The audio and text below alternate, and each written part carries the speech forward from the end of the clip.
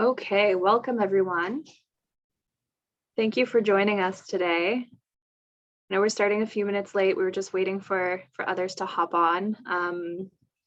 But I think now is a good time to start. So I hope you can all see my screen. I've tried screen sharing, and so I'm just sharing the agenda now.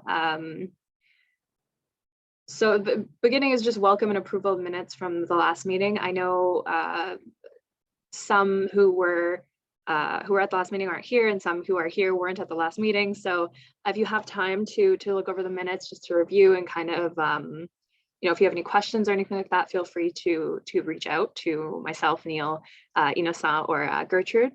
Gertrude, who is a co-lead of the Emerging Leaders Network as well, wasn't able to be here because she's on some sort of adventure in Europe for work or something. So I'm just jealous about that and a little bitter, but that's fine. So she won't be joining us today, but I would like to introduce myself really briefly, as I don't think I've met you all.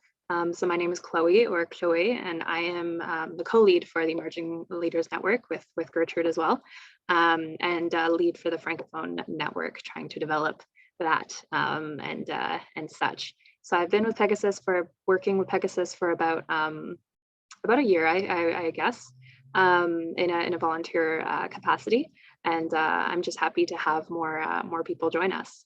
So I guess we'll do a quick roundtable. We'll move the agenda around really quick just because it makes more sense to do the roundtable now.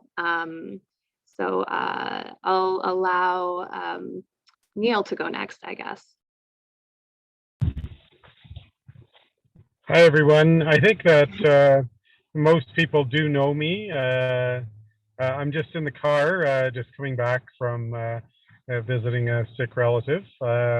But I'm a family doctor in Waterloo, Ontario, have a refugee health clinic here, and have been involved in different things, public health, environmental health, peace through health. And yeah, just really nice to see a couple of new faces and all of the old faces here, and looking forward to Innocent's presentation. Thank you, Neil. I hope your relative is doing okay. Best wishes to them and to your family as well. So we'll move on to Camille. Hi everyone, my name is Camille Several, and I've been with Pegasus since 2017, having worked on the conference before COVID, and then supporting with some of the virtual events since the pandemic. And my role has been in the capacity of event manager. So lovely to meet you all, some familiar and some new names. So excited to see the Emerging Leaders team grow over time. Thank you, Camille. I'll pass it on to Melissa. Hello, everybody. My name is Melissa Whaling, and I'm the Executive Director of Pegasus Institute. I think I've met most of you, if not all of you. Thank you all for being here, and I'm really looking forward to Innocent's presentation. Thank you. Thank you, Melissa. So I think that's all of the Pegasus staff or team, I guess, in terms of Pegasus side of things. So Robert, I'm gonna put you on the spot and go for it. Hey, well, hold on. I'll turn on my camera.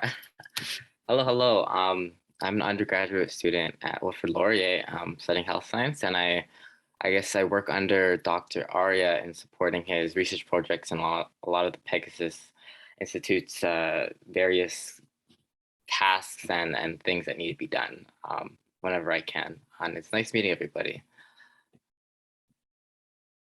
Thank you, Robert. I'll go on to, and I really apologize if I butcher any names.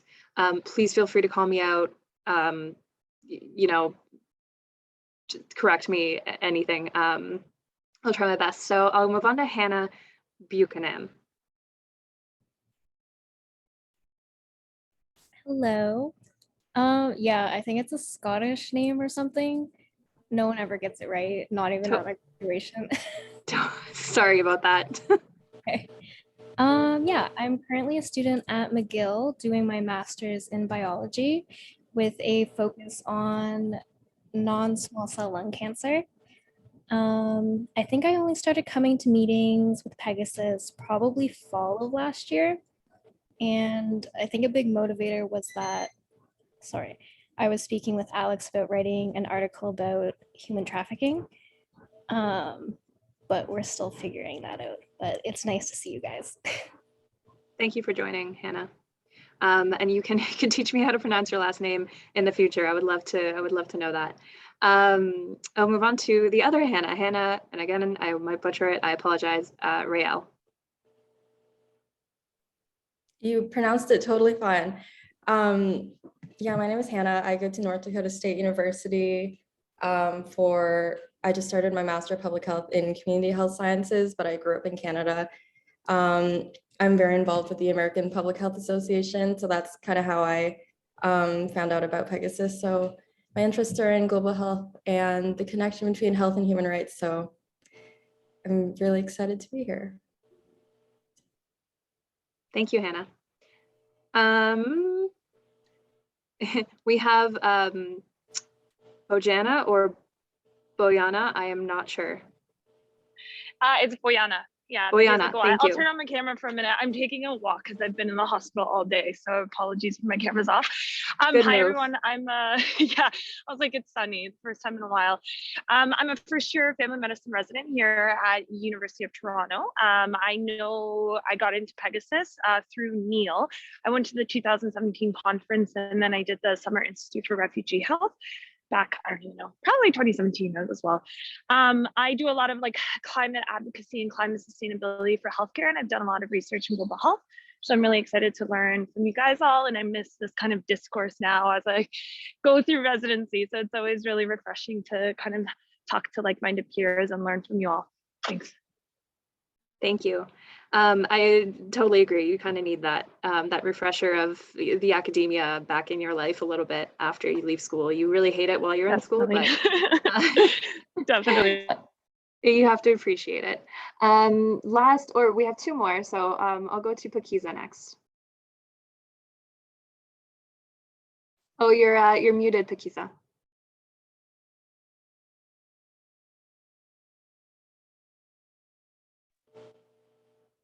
Okay, I am Pakiza Chimika, and I am executive director for a nonprofit called Cause of Hope, based here in California and also in the DRC. And I'm a big fan of Pegasus, and I have contributed to Pegasus, and I'm a big fan of Innocent now. Aren't we all? Thank you, Pakiza. Yeah. Thank you for being here. So I'll let Innocent go next and last, I guess. I think I will introduce myself when I make my presentation. Yeah, no, that's a good idea, actually. Thank you, Innocent. So thank you for all the introductions. Apologies for the late start, just letting people kind of roll in. Next item on the agenda really quick before we move on to Innocent's presentation, I do want to leave the bulk of the meeting for Innocent's presentation and the interaction that will follow, or that will kind of simultaneously happen in that interaction. It'll be very interesting. He has presented it to myself and Neil, and I did find it very thought-provoking and allowed for reflection. So I think it'll be interesting for all of you to hear. But first, I just want to really quickly provide a few updates on a few of our institute activities. So I'll do all the updates first, and then we'll move on to Innocent's presentation to allow for that maximum interaction. So feel free, Melissa, Camille, Neil, to jump in at any time. I'll share my screen again to provide an update on the Summer Institute first. So I've just pulled up Melissa's slides here, or a little document on Pegasus and kind of our current activities. So with regards to the Summer Institute, so in partnership with McGill's Summer Institute in Global Health, if you're not aware yet, Pegasus has partnered with McGill to create a Summer Institute in Peace, Health, and Sustainability. So within this Summer Institute of PHS, there are, which will run from May 24th to June 10th, 2022, and will be virtual. There are 2 courses. So the first one is Peace Through Health, and the second, and as you can see, the faculty members, or the teachers that will be providing instruction on these courses, and some of the content. So, for example, I believe Vincent will also be teaching on health diplomacy and peace throughout this institute. Myself and Melissa will be providing a brief lecture on mental health in Somalia, following a report that we worked on with some other Pegasus Institute members, and such. So there's a little bit of exploration you can do here. I believe this document has been shared with everyone within Pegasus. I'm not sure if I have the permission to share it with you if it hasn't, but if not, I can definitely write up a summary of some sort, or there's also publicized information on the website that I can share with you. Feel free to share, Chloe. Awesome, thank you, Melissa. I didn't want to steal any publication rights or plagiarize and all that stuff. No, it's not 100% accurate, but things have changed slightly, but yeah, it's still really relevant. Okay, perfect, thank you. The second course is on environment and human health, and that will run from June 6th to 10th, 2022. And is similar, this is kind of an outline of topics that will be covered in this in these courses, this institute. It's a really interesting opportunity for Pegasus and for all of us, really. I'm really excited. I know Neil is excited, and everyone's excited about this opportunity, and the networks that we can build really through this. So Neil, I see you would like to say something. Go for it. Yeah, no. So for each one, we actually have people who would be world leaders in terms of, say, war and public health. And I know that Hannah's in the States now, but so Barry Levy has done a lot of work pioneering in terms of that. We have people from Somalia, we have Innocent, hopefully Pakiza, so people representing different parts of the world, people from Syria, from Iran, so different zones of conflict, and people who've published a lot, spoken a lot, people who've been involved with mental health and psychosocial support, and peace building in Africa. Janice Alton, who's with Voice of Women for Peace, is actually going to have a couple of guests who each won the Nobel Peace Prize. Mary Corrigan Maguire from Northern Ireland and Lema Gabao from Liberia. So the Peace Through Health course really has a lot of amazing people, and the same is true for environmental health, with people again from several different countries, Indigenous leaders, people who've been involved in terms of analysis of corporations and environmental toxins, and in terms of human rights too. That for those of you in public health, Trevor Hancock, who was the founder basically of the Healthy Communities movement, Andy Haynes, who headed up the London School of Hygiene and the Lancet Commission on Planetary Health. He's also been made a knight.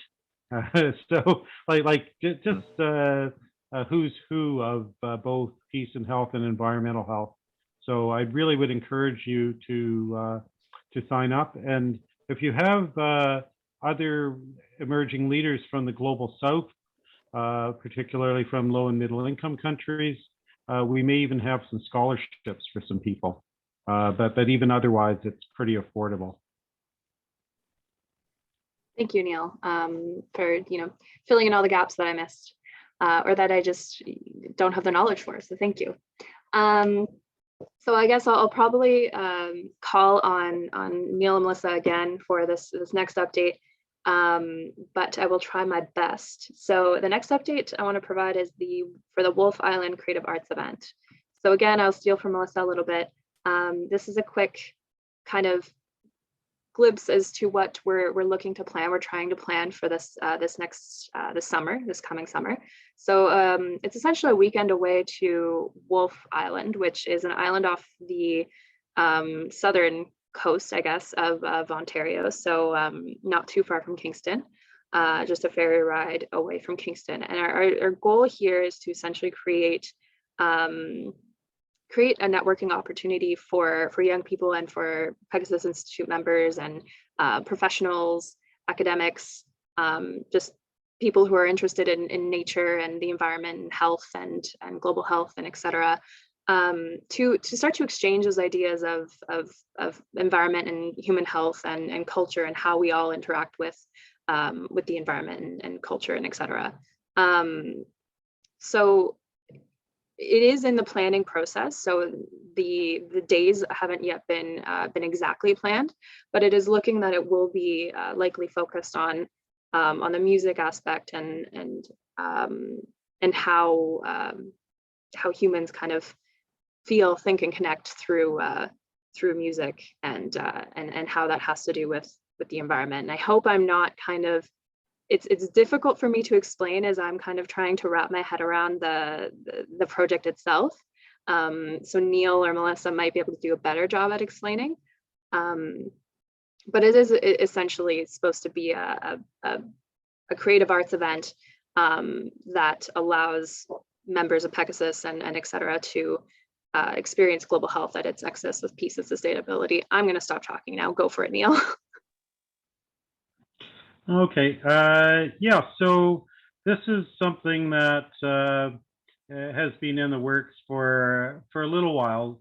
We had performer Chris Brown, whose picture you see in the bottom right. So it's, even though he's a musician, Chris Brown, he's not the Rihanna Chris Brown that other people have possibly heard of. But Chris has had an interest in environmental sustainability and social justice and has worked with people who've been incarcerated. So he has his own known nonprofit called Pros and Cons, and he bought this hotel on Wolf Island. And he's got different partners who are Indigenous and concerned about sustainability. So we were talking about doing something together, and he said, well, now I've got this hotel. We can perhaps do this. It's a 17-minute ferry ride from downtown Kingston.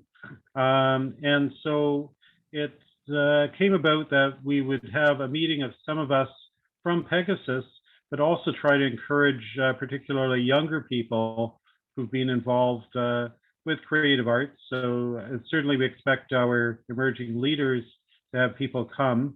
And whether or not you see yourself as being artistic or musical, I think you can get something out of this and share with others. But particularly if you have friends interested in social justice and creative arts, I would invite them. We have a couple of other well-known musicians, James Gordon. You could look him up. We'll probably have a link to some YouTube stuff. He's done stuff on climate change recently, and he's now a Guelph City Councillor, so in Guelph, Ontario. And then we have Bob Wiseman, who was part of a group that was well known around 1990. He was a founder of something called Blue Rodeo. And he now has looked at other creative arts and improvisation, filmmaking. And so each one of them would be willing to mentor. We have some people who are interested, perhaps Zainab Mahdi, who does spoken word. She's of Somali origin, Somali Ethiopian origin. And so she may come, but it's, and then we'll have, outside of a couple of formal workshops, we will be learning from some of the local Indigenous people about particular knowledge there and things in terms of local food sourcing. We'll have other informal things like bird watching and juggling that Boyana was part of something with Kevin Potty. So Kevin Potty likes, he's done workshops on bird watching for medical students, or on juggling, I should say, for medical students, but also bird watching. We'll have some environmental art. So it'll just be a fun, creative way of working together on something. So I just encourage you to let other people know. The weekend itself is fixed as the 26th to 28th, and there'll be a couple of formal events. So open to any questions or comments about that. Oh, and I should mention, so James Gordon is friends of a guy named Thomas King, or Tom King, who's done stuff on Indigenous history. And so I asked James whether he might be able to invite Tom along, at least to do a reading. So you'll have people who are well known and creative. So open to any questions if anybody has questions or comments.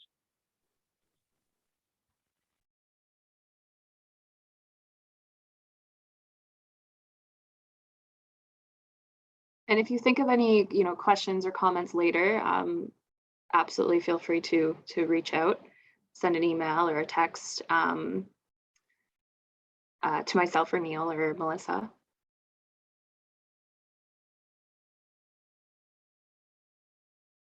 Okay, so if no one has any questions, again, that opportunity is open. But it is just going to be a very nice opportunity to connect and to meet new people, to network, to kind of learn about sustainability and health and peace through a different lens, I think, which will be interesting. On myself, it'll be something new that I've never really experienced or thought about too much. So I'm excited to learn about that and to see what it brings. And to meet Pegasus, people in person, because I have never done that. So that'll be interesting and fun. And just themselves want to learn more about global health, public health, medicine. So we may even have some sort of didactic things related to that, or environmental things. So you guys may be teachers as well as profiting from meeting some of these other people. Yes, the networking does come with great opportunities and connections and such. So excited for that. So two very quick last updates before we move on to Innocent's interactive presentation. So number one is I would like to ask, if possible, if any of you within the Emerging Leaders Network would like to share their phone number with me. I have created or will be creating a new group chat for the ELN. There is an old one from the Students and Professional Working Group or network, but I will be creating a new one to kind of start fresh and have all our contacts there. So if you're interested, please do transfer me your phone number, and I will add you to the group chat.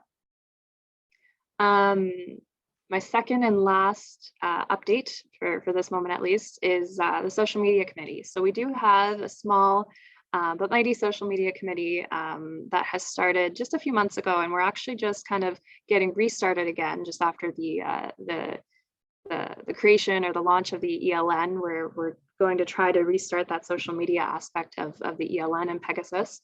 And essentially the social media committee is meant to be a subcommittee of the ELN. So if anyone is interested in joining that, I know we have Robert on the team, which is really great. We have a few others such as Estelle and Mike on the team, and we're looking forward to continuing with that. So it entails, we're looking to potentially create some videos and ask some board members and Pegasus members tell us kind of what they like, why Pegasus why they were drawn to Pegasus.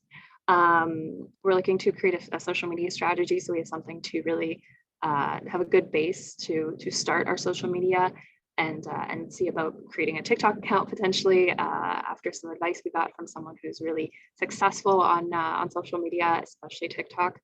And so we're just kind of trying to see, you know, what kind of different perspectives, aspects we can look at social media from, just to see our best approach to reach the audience that we want to reach, and to raise awareness for our activities and our efforts. So if you're interested, please feel free to email me or to just drop it into chat or anything. We do have a meeting tomorrow night. Fully understand if you cannot reach the meeting tomorrow night, but otherwise you are welcome at any other time. So yeah, that is my wrap up for social media. Thank you for throwing the phone numbers in the chat. I will pick those. I will copy them. And I'm sorry if my English is kind of like in and out and off a little bit. Speaking French all day and then switching to English is just like, it messes with my mind a little bit. So so that's my excuse for butchering English a little bit. Okay, so we'll move on to Inosan's presentation. Thank you all for your attention, and I really hope you enjoy the chat, the interaction. Go for it, Inosan. Thank you, Chloe. If you can kindly put up the presentation.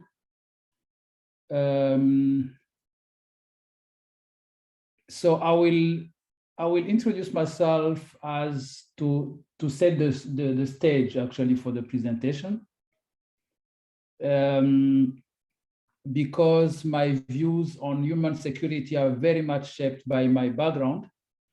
I was actually born in Rwanda, and when I was 2 years old, my family fled to Burundi. Ethnic violences have been very recurrent in Rwanda, and they have culminated in the genocide against the Tutsi in 1994. You may know that the genocide costed the lives of 1 million people and caused other 2 million people to flee. They went to the Democratic Republic of Congo. And I don't think at this stage I need to convince you of the relationship between health and human security. When you lose 1 million people, it's a huge loss, and actually Rwanda has not been able to recover from it, despite tremendous progress which has been made recently. But when you lose 1 million lives, you also have healthcare personnel among them. And the health infrastructure has been destroyed. And so that has seriously impact on the health system in Rwanda.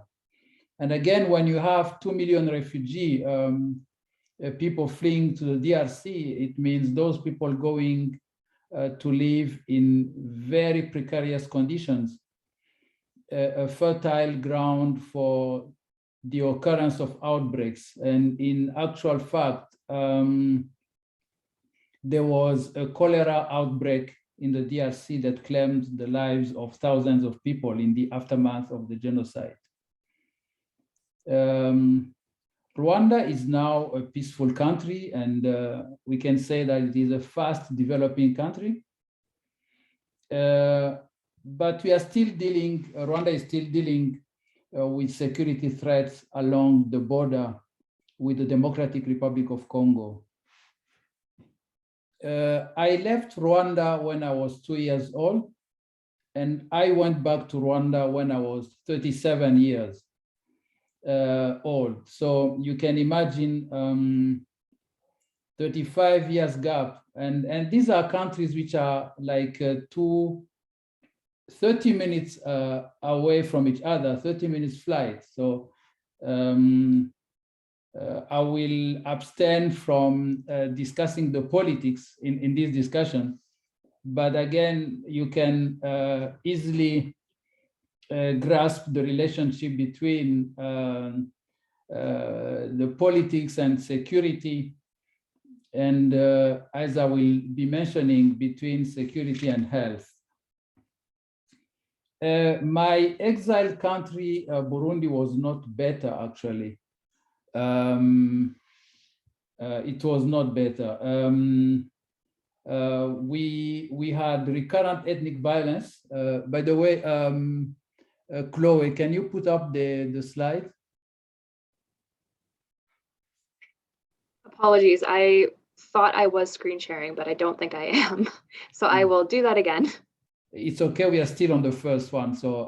Oh, okay, okay. Yeah. Okay, I see what's happening. Sometimes, Chloe, I find I have to stop share and reshare. It does weird things. Okay, can you see the second slide now? No, we just see the Pegasus slide still. Oh, okay. So I will reshare and see if that helps. There we go. Yeah, good. Thank you. So, okay, you can be at that one. So in Burundi, things were not better. We had recurrent ethnic violence with considerable impact on human lives and infrastructure. And the country is still struggling to overcome the negative consequences of it. This is the country where I started practicing medicine, including the journey in public health. So that is one aspect of my background that I wanted to introduce. Let me introduce the other aspect, which will, before I come back to the main topic for discussion, because it has got an impact. So I am a medical doctor by profession, with a career of 38 years in public health, including 20 years with the World Health Organization. I started my journey in WHO in 2002. And that was exactly 1 year after the headquarters of the WHO Regional Office for Africa had returned to Brazzaville, Congo. The staff had to evacuate Congo in 1997 as a result of the war that plunged the country into chaos for a number of years. Actually, the regional office headquarters were located in the southern part of the capital city. And that was a region which was at the intersection between government-controlled territories and rebel-controlled ones. So you can see how the war situation in Congo also impacted an organization like the WHO with the negative impact, because the office had to relocate to Zimbabwe between 1997 and 2001, really having serious impact on the activities. So all this to say that I look at health and human security from those backgrounds. When I joined the Pegasus Institute a couple of months ago, I thought that this was a great opportunity for me to establish a great connection between the themes of global health and peace, looking at it from a background perspective. So in preparing for these discussions, I went to the literature and to check what it says about human security. And you can see on the slide that the concept of human security has been evolving over time. The initial perspective was human security looked at it from a state-centered concept perspective, where security was seen in the prism of states and war, with the states being the men responsible for ensuring security. Again, the concept came to evolve with the two world wars and the Cold War between the USA and Soviet Union. And it became evident that citizens should not entirely rely on the states to provide the necessary protection. It also became evident that security and peace was not equivalent to absence of war. There is more to it, and that is how I came across a concept of human security that takes into account political, personal, environmental, and community considerations. There is no way you can have peace if you have a hungry population. There is no way you can have peace if there is no stable income to support the families and the communities. And there is no way you can have peace if you don't have political governance systems that put the good of the people first. That is what is captured in this 1994 report produced by the UNDP. Next slide, Chloe. So as you can see, the UNDP report looked at human security from a perspective that is broad, looking at economy, food, health, environment, personal security, political security, and community security. Next slide, please. For me to really initiate this discussion, this conversation, I may say, on health and human security, I also checked on health, how health is defined in the WHO Constitution. And I was pleasantly surprised to see that there is alignment between the concept of human security and health. The WHO defines health as a state of complete physical, mental, and social well-being, and not merely the absence of disease or infirmity. And the preamble of the WHO Constitution, next slide, please.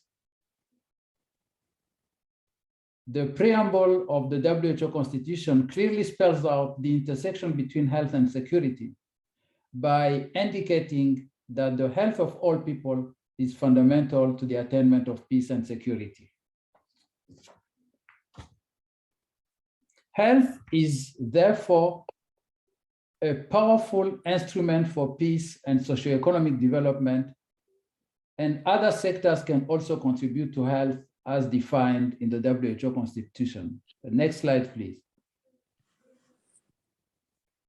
We have seen very clear linkages of these with the advent of the COVID-19 pandemic, which has claimed so far 6 million lives across the globe. It is now easy to understand how health has come at the forefront of diplomatic activities, at the forefront of negotiations between the states, but also on joint ventures, which were requiring close collaboration with various sectors, including non-governmental organizations and the private sector. This is where health diplomacy comes in, with health featuring high on the agenda of foreign policy. Next slide, please.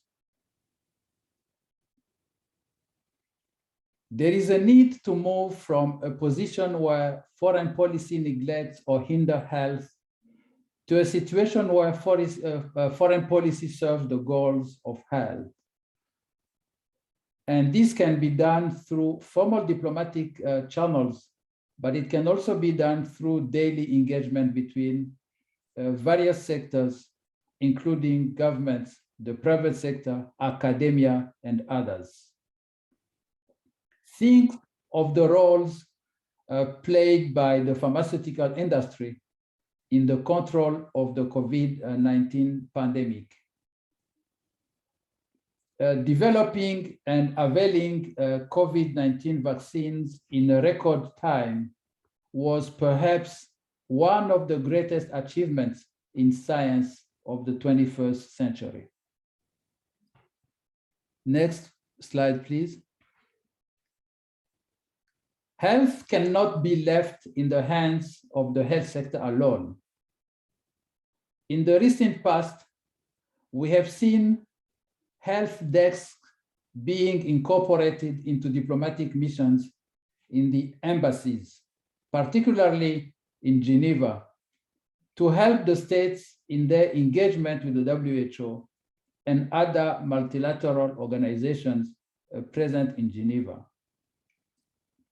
But we have also seen international relations desks established within the ministries of health to help follow and negotiate and follow up on international agreements and mobilize external support.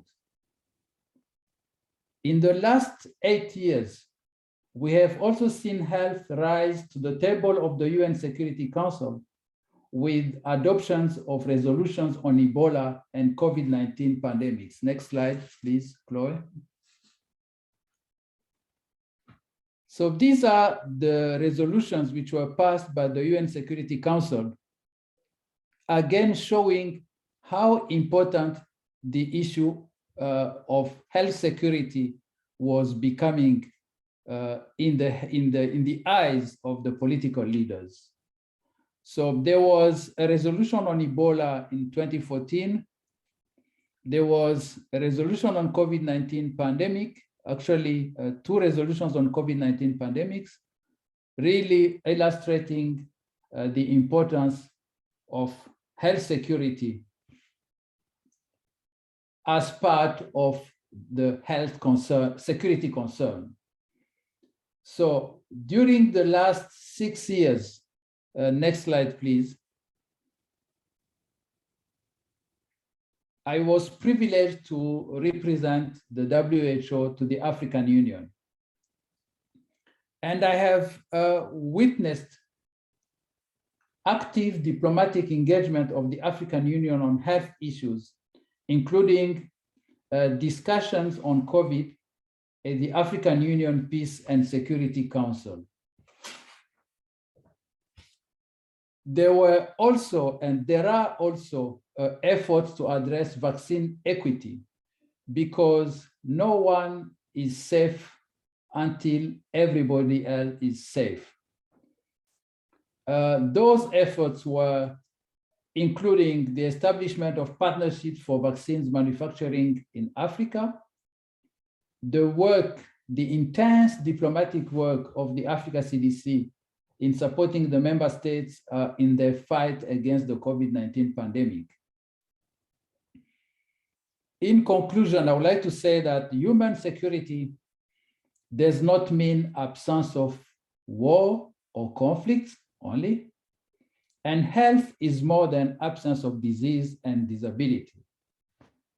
It was extremely difficult. It was requiring a delicate balance for me to make this presentation without really venturing into discussion on politics.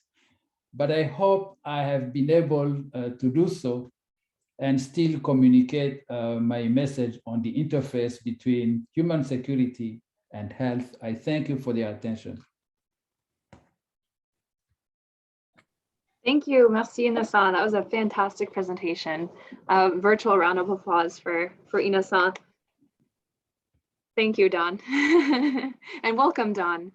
I don't know if anyone has any questions or comments for Innocent. Thank you for the virtual round of applause. Thank you very much.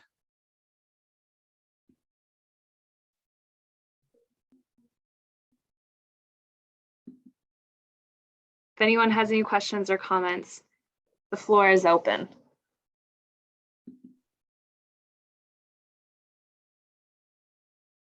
So maybe if you could stop sharing the screen so that we can have a view of the participants. Yeah. Like a round table. Yes.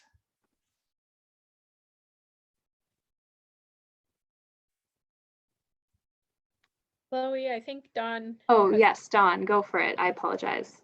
No, I wanted to apologize for coming late, and I'm really sorry I missed the first part of the presentation, Innocent, so I'll have to catch up on all that, but I'm delighted that you presented this, and I hope that there will be more opportunities to hear what you've been up to and to get your advice on things. So I'm just apologizing for coming late. That's okay, Great Don. seeing you, Don. And thank By you the for way, coming. just to say that I was able to get in touch with the Pegasus thanks to Don. So I thought I would mention this here. Well, I think your addition to Pegasus has been wonderful for Pegasus. So I'm glad you've joined and you're putting energy and time and your smiling face in on the meetings and other activities. So thank you very much, Innocent. Yes, actually, I do want to say, Innocent, that your addition to the team has been wonderful, just in terms of networking and also just your help and support in planning both the Francophone Network and the Emerging Leaders Network. You provide much, wisdom and des conseils, tips and tricks on just different perspectives, which is also wonderful. And much expertise in global health and peace, as you've demonstrated. I personally learned a lot from a presentation, from your presentation, Ina-san, just in terms of just thinking about human security and all its different aspects. As you mentioned, the UNDP definition and all the different aspects of human security, such as food, and whether it's political, community. These are just things that you might in the back of your head know, or there might be, you could maybe reflect on it and think of these things, but it's nice to have that reflection and that presentation, especially from someone who has experienced it in some way and has produced a presentation based on his own experiences. So it was interesting to see that, and as you've explained, you kind of looked at your experience, your background, and went from there. You kind of just, kept going in different thought patterns and looked at the research and developed a very coherent and well delivered presentation. Truly, it was. I think that you did a really good job at kind of taking all that information, and as you explained, not trying to go into too much of the political side of it, and also summarizing it very well. I think it was very clear, concise, and well communicated, and provided a lot of reflection in my brain, at least, and just a lot of knowledge in terms of just kind of thinking of the bigger picture of peace through health. I think Pakiza wants to say something. I have a question. Yeah. Innocent, as an African, there's one piece that's always missing in the definition of health as developed by WHO. It looks like the spiritual aspect is always missing, as we know very well that you cannot just define health in terms of the way it has been so far. And then I feel like the spiritual aspect, which is in all societies, seems to be missing in that link. Can you make some comments about that relationship to the security and health and so forth?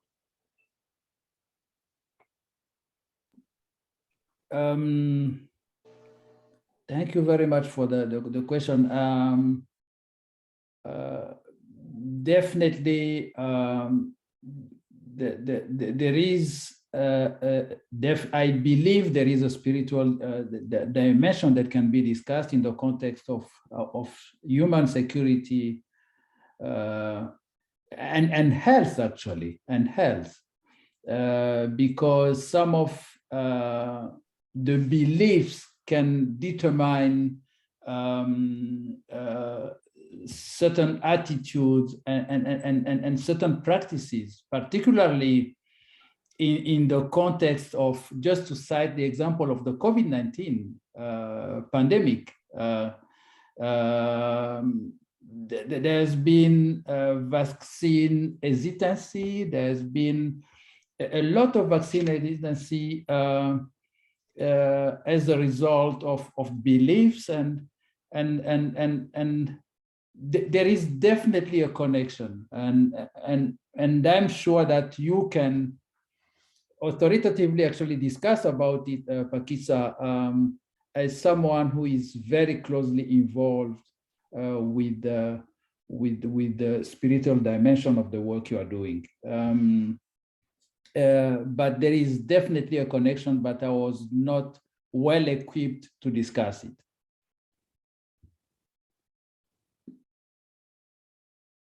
Thank you, Inasan. I think another component of the spiritual dimension of health is the in some societies and cultures is the social cohesion that is built, because there have been scientific links between social cohesion and health, and I guess it's there's different words for it, social connections and whatnot, but that bringing a lot of health to people as well. So that may be another component of that, a more positive one.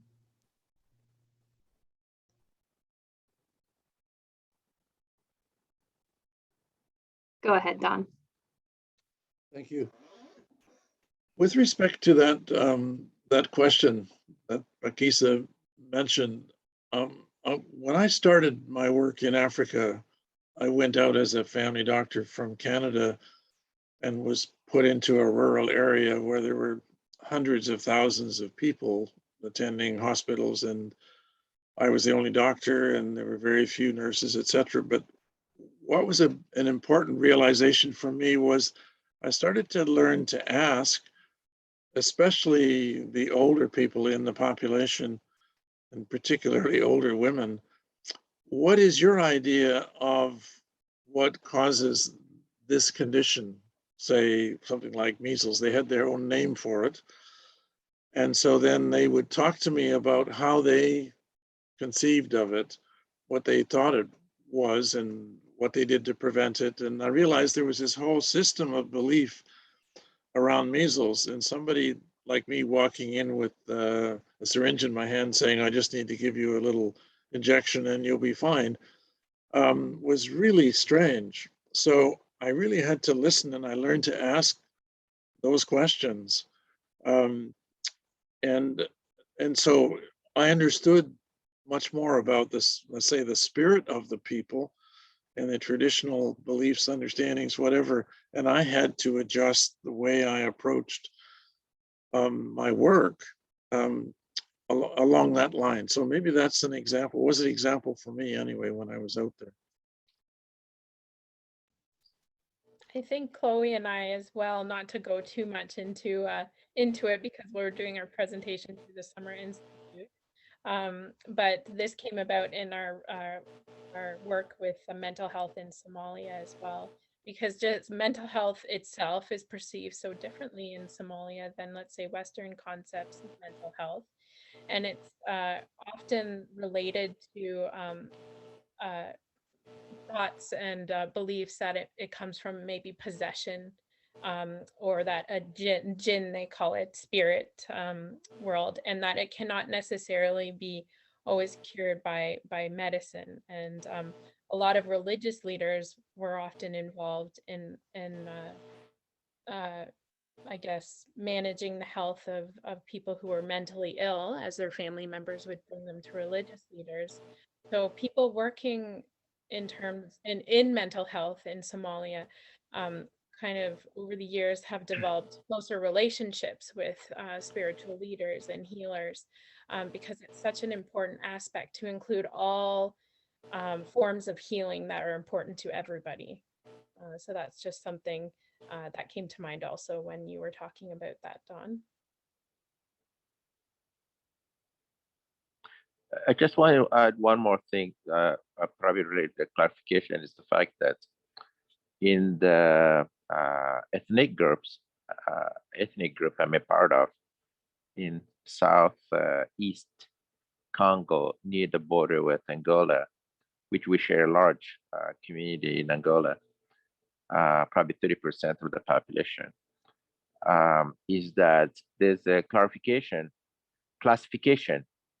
about when and how someone goes for seeking for healthcare, where you have one, if the disease is considered as a natural disease, you go to the clinic where you find European trained doctor and nurse who will take care of it.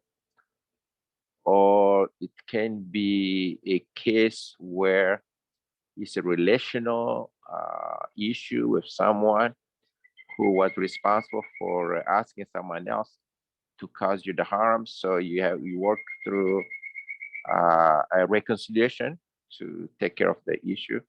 And the third level is I guess what some people call the spiritual one, where there have been some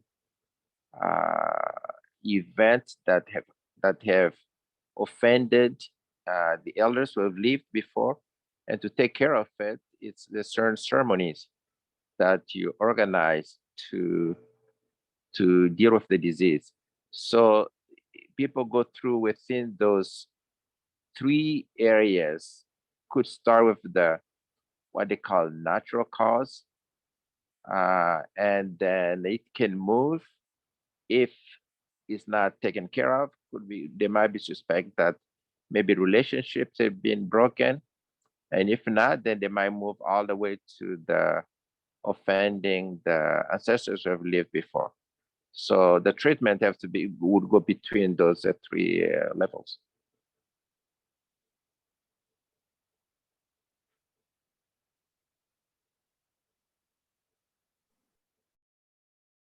Thank you, Pakiza. Does anyone else have any comments or questions? I know we're past 6 p.m., but I'm free to stay on the call if you want to continue conversation, but feel free to hop off if you need to hop off.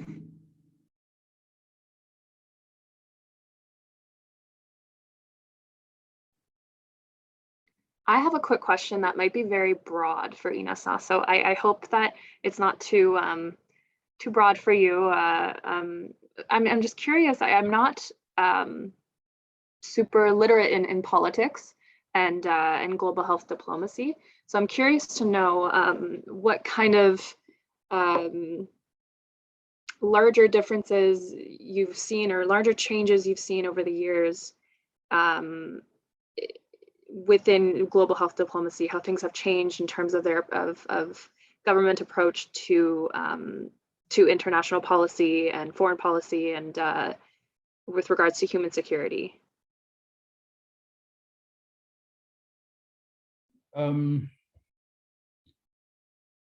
That's a very good question. I don't know whether I'm well placed to give a very satisfactory answer. But I remember when Dr. Tedros came to took over the helm of WHO. The first thing he told us when we met in a retreat of WHO representatives was, guys, health is not something that should be left in the hands of the ministries of health alone. He told us we need to do what we can to put health at the political level. We need to be at the high tables of discussions. Mm-hmm. And we have seen him actually put that into practice. We started seeing Director General of WHO really attending high-level meetings of the G7, G20, because clearly health is more than as I said, absence of disease or disability. Health is actually about human security. And whenever important decisions are being taken by the G7, the G20, or the UN General Assembly, if there is some discussion on health there, you need to be there. So personally, I have witnessed in the last 10 years, really health becoming very prominent on the agenda of the political leaders, including the UN Security Council, including other discussions in the African Union settings, where I was representing WHO to the African Union. So I don't know whether I'm responding to your question, but clearly, and Dawn maybe could also comment on this, or Neil, or any other colleague here. We have seen health really becoming extremely prominent in the discussions of the political leaders.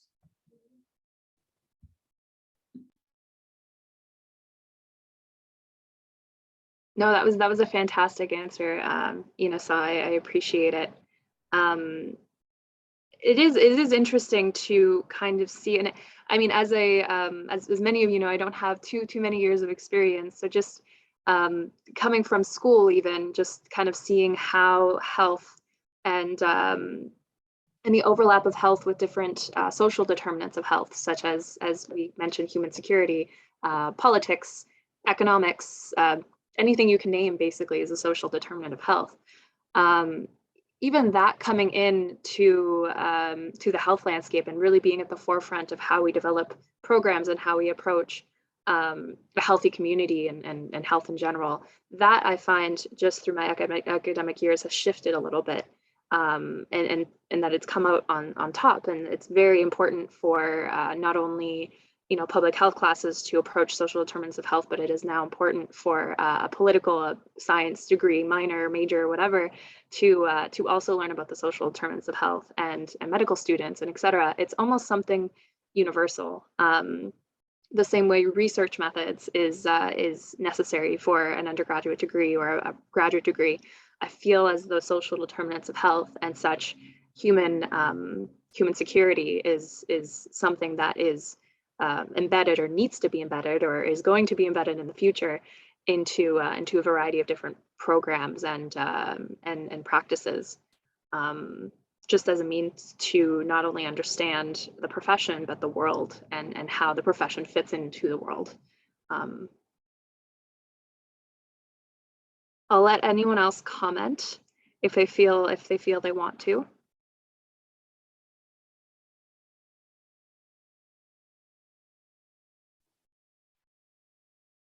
Go for it, Don. Yeah, I'm tempted to respond to Innocent's invitation. I think the pandemic has taught us a lot about the interface between, let's say, political processes and health, and the impact of health on politicians and leadership. And how does one deal with science, because it has economic impacts, a lot of things. And I think the public and many others have learned a lot through this process, the rationale for various kinds of activities and its impact locally and travel, international, etc. So I see it as a great opportunity to keep that open door between the political process and understanding what it takes to keep a population healthy. There might be some more open doors that way. And we've seen wise leadership come through, and we've seen people embarrassed and political leaders who had to step back and say, gosh, I better pay attention. So I see it as an opportunity for this field of work. And I think there's been some good leadership from WHO as things developed. And we've seen good leadership, let's say, across Canada from these processes. So I would toss that out as a concrete example. Thank you, Don. Thanks, Don.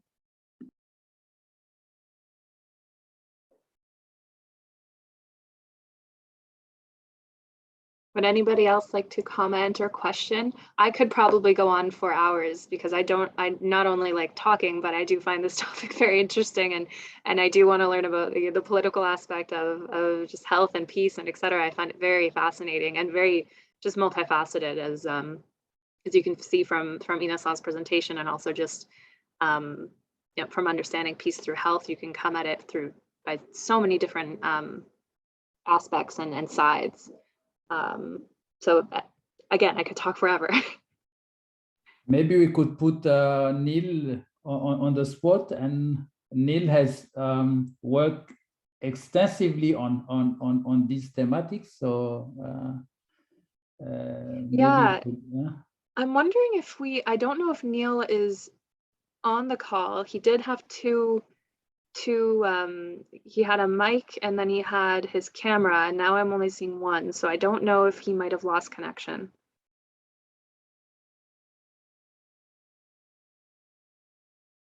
I think that might be the case. I don't have a message or anything from him though.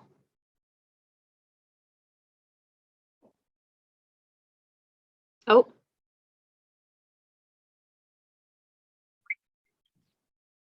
If you need me, I can talk. Just a second here. Yeah. I don't know if I've got any specific words of advice right now. We will have our Peace Through Health course. What we do with that course is a large number of things that I've been involved with have been more at a micro level than the macro level, and not so much with the UN institutions. And so the project that we had with Chloe and Melissa on the mental health of Somalis, initially we had that as a project related to mental health and peace building, mental health of IDP youth. And that was really my first major exposure to working with the WHO. And I'd be interested actually to hear your perspective, Innocent, about an institution like WHO in terms of its power, but also the things that hamstring it in terms of peace building. So part of it is that international reach, the collaboration with governments, but part of it is a bureaucracy trying to get things done, trying to work only with governments versus others who aren't represented, and how you balance that in terms of potential. And perhaps also, I think we only have one of our students, Hannah, other than Chloe, in terms of how it is for a younger person who's in an entry-level position, as you once were, in an organization like this, trying to make a difference. So I guess I'm putting it back at you, Innocent. Thanks, Neil. Maybe I may have a very biased view on WHO because I've been with WHO for the last 20 years. But this is an organization that has got a very tricky,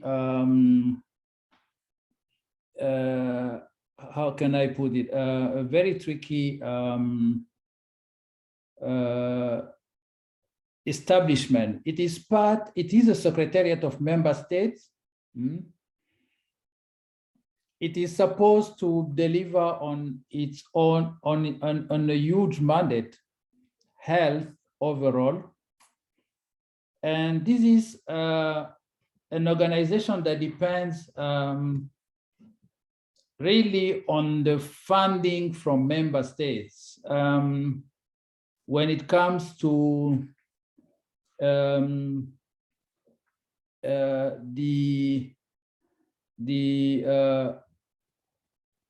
not only from voluntary contributions, but also from assessed contributions.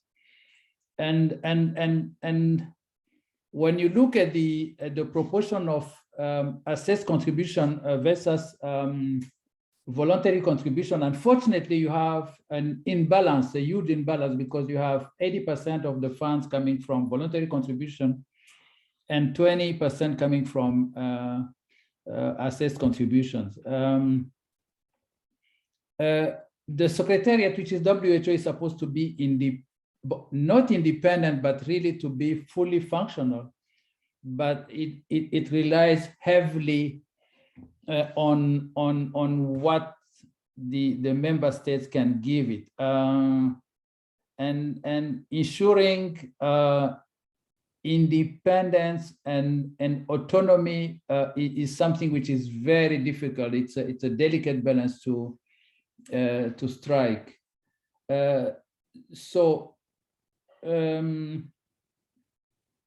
There have been some innovative mechanisms to really to mobilize resources to alleviate that dependence, but still the member states have an important say in the functioning of WHO.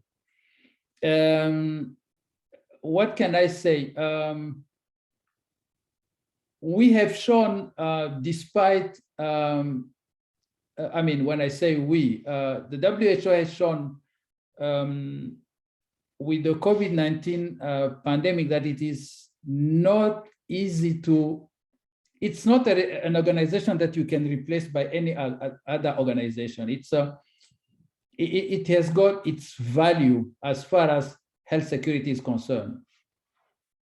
And I think despite some political challenges, the WHO has demonstrated that it has been providing very valuable support to the member states in terms of guidance.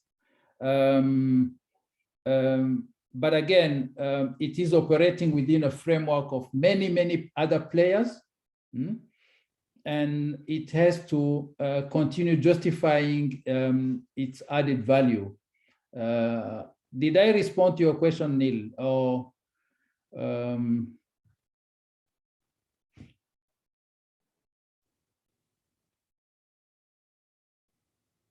Thumbs up from Neil. I think we lost his audio again, so we get a thumbs up. Yes, Don, I think yeah. You know, Innocent, I was fascinated by your description of WHO and the all of the governments that are represented there and the Secretariat. And everyone has this idea that it's very powerful. But I used to ask people, whoever I met, people in Zambia or the people in Canada, who is your Minister of Health? And they'd tell me some name. And I say, do you know that person? Oh, maybe a little bit, I don't know. Imagine 160 of those getting together once a year in Geneva and trying to deal with anything and tell the Secretariat what they're supposed to do. And that sobered people up a lot in terms of the elected officials are what get together at the World Health Assembly, and they try to come up with guidance, direction, support for the Secretariat. So it's remarkable how much good stuff does get done, given the people who are responsible in all the countries for the way WHO works. That often helped people sort of calm down about what to expect from WHO. Thank you. Inosa, I think you have Neil just said a follow-up in the chat. I think he's asking about youth or younger people within WHO UN institutions. So I think it's with regards to the first question he asked.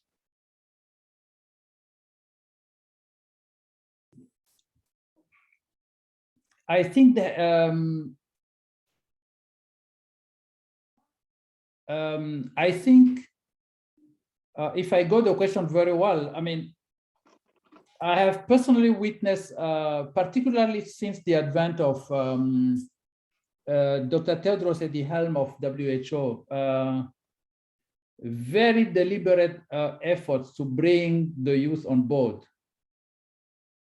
And if I give you the example of the WHO AFRO, which is the Regional Office for Africa, the WHO has entered into a memorandum of understanding with the UNV, which is the UN volunteer organization based in Bonn, with a deliberate move to have more young people within the organization, but also to have a gender balance in the organization. In my own unit, which was dealing with the external relation and governance bodies, governing bodies in Afro, actually, we had recruited 8 young professionals in the team, and 90% of them were female. So that was a deliberate move to really have, and I know the same was happening at headquarters level, actually in Geneva. So that's what I could say.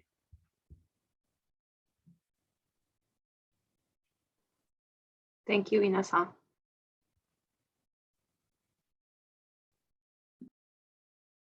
I think we will, if no one else has any comments. Oh, Pakiza, would you like to say something? No, I just want to say that I appreciate the comments and also the work that Ina-san did today. The only comment I was just going to make was that I find it very interesting that when I've gone to any meetings about lobbying for health in all those areas, the majority of those lobbyists were women. And yet sometimes the people who are sitting now to make the final decisions, the majority are men. So I'm happy that that balance can only take place when, like what Ina-san said, those who are in a position of leadership will intentionally invite folks like younger generation and women to be at the table for decision making. Because if there's no one to break that system, and then you might just continue that the soldiers in the front are women, but all the generals are men.